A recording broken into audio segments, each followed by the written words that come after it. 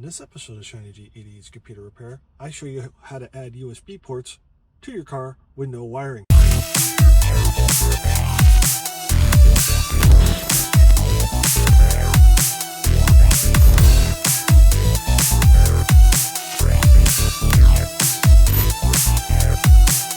Hello everybody, welcome back to the channel. In this video, I'm going to show you how to add USB ports.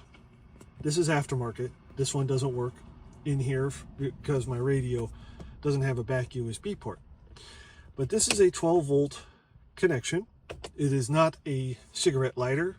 Cars don't come with cigarette lighters anymore.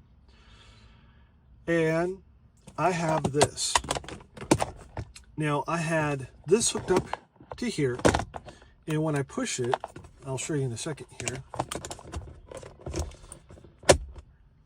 If I push it,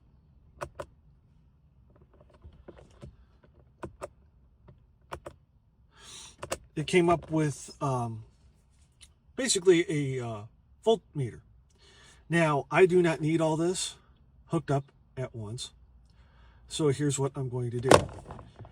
This is something I got from Amazon when I bought a seat cover kit that I no longer have because the seat cover's ripped. These two are from Dollar Tree. Now, they do not sell them anymore. There is an equivalent on Amazon that you can get. So here's what I'm going to do. I'm going to disconnect this, take one of these out, remove this.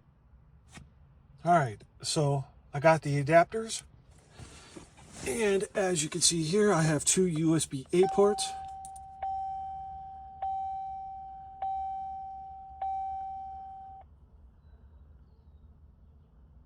So now,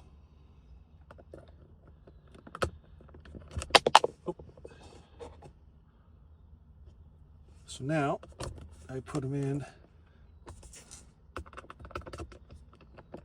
just like this. There we go.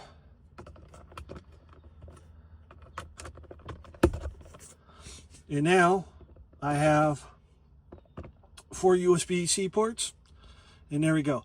So there's a blue light on here that's telling you it's getting power. So if I turn the ignition off, it goes away. That blue light goes away, which means the power has been cut, which means that this port is hooked up to the ignition. So it's hooked up after the ignitions, so you don't need to worry about power drain. Pretty cool, huh? So anyway, with that said, that is it for this video. Please comment, like, subscribe, and click that bell for more notifications.